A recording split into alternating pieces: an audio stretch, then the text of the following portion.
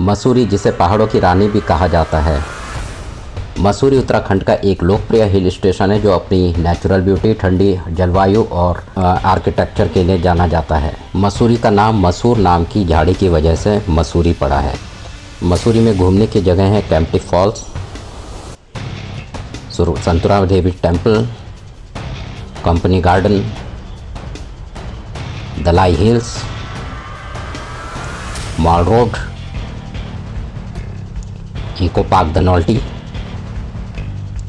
Surkanda Devi temple, camel's back road, Ghantaghar, Landour, Mussoorie lake, Bhatta falls, library. Mussoorie की स्थापना 1820 के दशक में एक ब्रिटिश सैन्य अधिकारी कैप्टन यंग एंड एक अंग्रेज जियोलॉजिस्ट शोर द्वारा की गई थी। यह शहर ब्रिटिश शासन के दौरान एक लोकप्रिय समर रिट्रीट बन गया था। मसूरी का नाम मसूर नामक एक झाड़ी के नाम पर रखा गया जो इस क्षेत्र में बहुत पाई जाती है। अगर मसूरी घूमने का समय पूछा जाए तो मसूरी आप कभी भी आ सकते हैं। सर्दियों में बर्फ़ का मज़ा ले सकते हैं, गर्मियों में ठंडी जलवायु का मज़ा ले सकते हैं। तो मसूरी अगर आप इग्नोर करना है तो जून से सितंबर के बीच में थोड़ा इग्नोर करना पड़ता है ड्यू टू रेन, क्योंकि हैवी रेनफॉल की वजह से रोड ब्लॉक हो जाती है। तो देहरादून से मसूरी की दूरी है करीबन 35 किलोमीटर और आप वाया टैक्सी और वाया लोकल बस आ सकते हैं। अगर आपका बजट कम है तो बाय लोकल बस है, गवर्नमेंट की बस चलती है, उसका किराया करीबन 150 से 200 रुपये होगा और यहाँ आकर आप स्कूटी ले सकते हैं रेंट पर। उसका 1000 रुपये पर डे का रेंट है स्कूटी का। शुरुआत कैंपटी फॉल्स से कर सकते हैं। कैंपटी फॉल्स पर्वत और चट्टानों से घिरा कैंपटी फॉल्स समुद्र तल से लगभग 4500 फीट की ऊंचाई पर बसा हुआ है। यह एक झरना है जो प्रकृति की अनदेखी खूबसूरती का दीदार कराता है। यहाँ पर आप वाया टैक्सी या वाया केबल कार भी जा सकते हैं। करीब 40 फीट की ऊंचाई से ज़मीन पर गिरता ठंडा पानी अलग ही सुकून देता है। मसूरी आने वाले यात्रियों के लिए कैंपटी फॉल पिकनिक स्पॉट के रूप में बेहद मशहूर है। मई जून में तो यहाँ इतनी भीड़ रहती है कि पैर रखने की जगह भी नहीं होती है। कैंपटी फॉल से वापसी करते हुए आप करीबन 7 किलोमीटर आगे संतला माता के मंदिर जा सकते हैं। संतला माता माँ दुर्गा का रूप है। माता का ये मंदिर सुबह 6 से शाम 6 बजे तक खुला रहता है। आप यहाँ माता के मंदिर के दर्शन कीजिए, माता का आशीर्वाद लीजिए और इन पहाड़ों की ऊंचाइयों में शांत वातावरण का मज़ा लीजिए। कंपनी गार्डन यह मसूरी का एक मशहूर टूरिस्ट प्लेस में से एक है। यहाँ खूबसूरत फाउंटेन इस गार्डन की खूबसूरती को बढ़ाते हैं। लाइब्रेरी रोड से महज 3 किलोमीटर की दूरी पर यह गार्डन स्थित है। इसकी मेंटेनेंस प्रशासन द्वारा की जाती है। यह गार्डन हम हर उम्र के लोगों के लिए बहुत खास है, खासकर बच्चों के लिए। यहाँ Columbus, baby train, swing chair और कई प्रकार के झूले भी हैं। इसके अलावा इसमें शॉपिंग के लिए कई दुकानें भी हैं। पार्क में खाने के लिए कई रेस्टोरेंट्स हैं, फूड कोर्ट आदि है। यहाँ आप लजीज व्यंजनों का आनंद खूबसूरती की लोकेशन के बीच ले सकते हैं। कंपनी गार्डन में हमेशा टूरिस्ट की भारी भीड़ लगी रहती है। खूबसूरत पहाड़ों के बीच इस गार्डन में अगर कोई आता है तो वह आनंदमय महसूस करता है।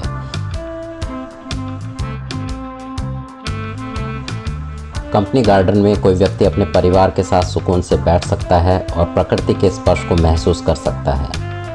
इसकी मेंटेनेंस पहले से थोड़ी बेहतर हुई है। यहाँ पर वैक्स म्यूज़ियम भी है जहाँ पर Amitabh Bachchan, Barack Obama, Gandhi ji, Nehru ji, mother Teresa, इन लोगों के वैक्स के स्टैचू बने हुए हैं जो कि बिल्कुल देखने में रियल लगते हैं।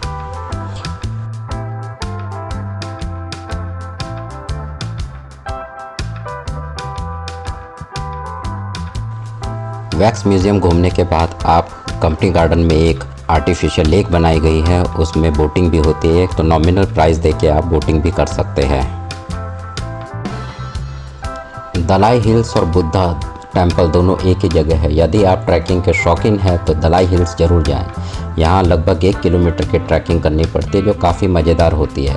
ऊपर भगवान बुद्ध की एक खूबसूरत प्रतिमा देखने को मिलेगी। इसके अलावा यहाँ से हिमालय का अद्भुत नज़ारा भी मिल जाएगा। इस जगह को बौद्ध प्रार्थना झंडों से सजाया गया है। वहीं नीचे उतरने के लिए बुद्ध का एक खूबसूरत सा मंदिर है, जहाँ पहुँचकर अलग ही शांति और सुकून का एहसास होता है।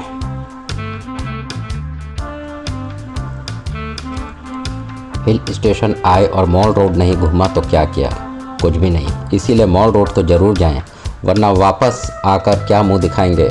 मॉल रोड घूमने के लिए शाम का समय बेस्ट होगा।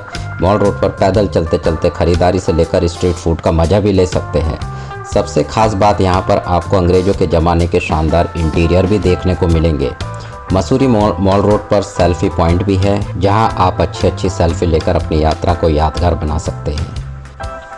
अगर आपका नाइट स्टे का प्लान है तो मसूरी रुकने के लिए होटल या होम स्टे आपको आसानी से मिल जाएंगे। आप ऑनलाइन या ऑफलाइन दोनों तरीके से बुक कर सकते हैं। एक रात के लिए 700 से लेकर 3000 4000 तक रूम का खर्च आ सकता है।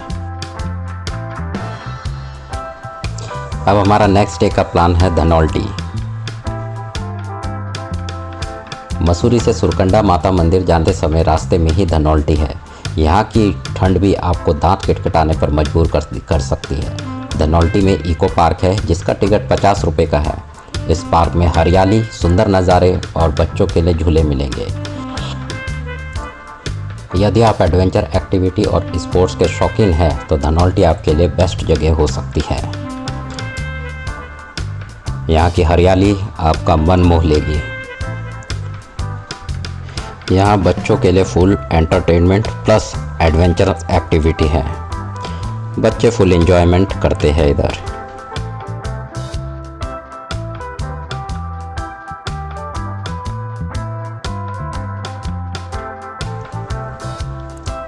सुरकंडा देवी मंदिर एक माउंटेन पर स्थित है।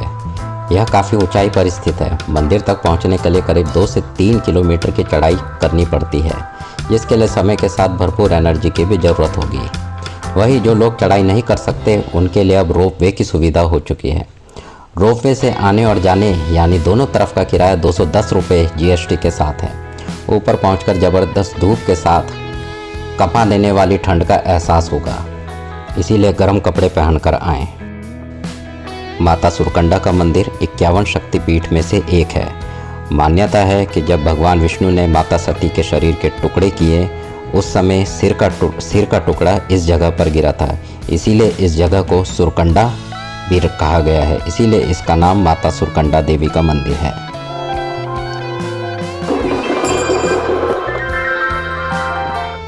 मॉल रोड पे आप 2 पॉइंट और कवर कर सकते हैं। एक लाइब्रेरी बाज़ार, इसे गांधी चौक भी कहा जाता है, और दूसरा गन हिल। यह मसूरी का सेकंड हाईएस्ट पॉइंट है, जहां से आप सबसे ऊंचाई का नज़ारे का आनंद ले सकते हैं। यहाँ पर आप रोपवे के थ्रू जा सकते हैं, जिसका किराया 75 रुपीज़ है। आना और जाना कर सकते हैं रोपवे से।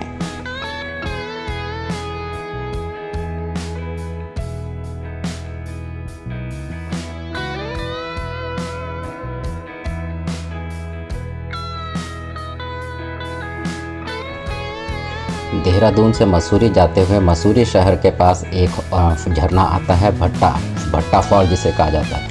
यह एक प्रमुख पर्यटक स्थल है।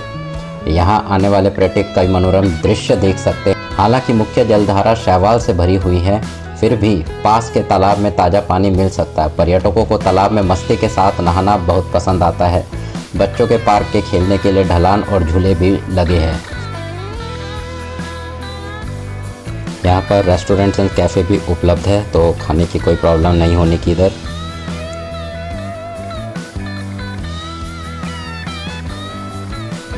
भट्टा फॉल से थोड़ा आगे जाके मसूरी लेक भी मौजूद है, जो कि बोटिंग के लिए काफ़ी फेमस है। तो यहाँ आप बोटिंग कर सकते हैं। रेस्टोरेंट्स एंड कैफ़ेज़ भी यहाँ अवेलेबल है। खाना खा सकते हैं, फ़ोटोग्राफी कर सकते हैं।